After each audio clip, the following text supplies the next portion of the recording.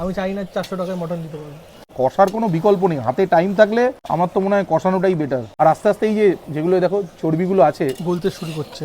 এই খাবারের দাম দস্তুর নিয়ে আলোচনা হয় না, মানে প্লেটিং এর, হ্যাঁ তখন এই জিনিসটা বোঝে না। এটা কিন্তু একটা বড় কষ্ট তো। তোমার 40% কমে যাচ্ছে হ্যাঁ। মাটন সাইজ, মানে রেয়াজি চাইলে। হ্যাঁ রেয়াজ, প্রথম কথা ওটা কমে যাচ্ছে, পরিশ্রম বাড়ছে, গ্যাস খরচা মানে বাড়ছে। কম পয়সায় যদি কাউকে মাটন দিতে হয় সে নিজেকেও প্রেসারে ফেলছে, হ্যাঁ। আর যে অর্ডার করছে সেও কিন্তু তাকে প্রেসারে ফেলছে। হ্যাঁ অবশ্যই। এবং তাতে কিন্তু কোয়ালিটি অফ মানে প্রোডাক্ট কিন্তু বাড়ছে না, কমছে আমার মনে হয়। আমি তাই জন্য তো আমি চেষ্টা করি না আমি সবাইকে কেটার করব। চাই যে আমার খাবারটা বুঝবে জানবে সেরকম লোকই আমি চাই। কেন আমার কাঁচা মাংসের দামই তোমার 200 টাকার উপরে পড়ে যায়। তাহলে 400 টাকা কি করে মাটন হয়? কি করে মাটন হবে? সেখানে পোলাও থাকবে, ফিশ ফ্রাই থাকবে, আরে আরো কত রকমের আগডুম বাগডুম আইটেম থাকবে। প্রথম কথা হচ্ছে তোমার আমার ওই 200-300 জনের কাজ না যে আমি মানে মার্জিন পুষিয়ে দিতে পারবো। আমার 40-50 জন ম্যাক্সিমাম হলে, বড় অর্ডার নিলে 60-70-80-100 ব্যাস, তার বেশি না।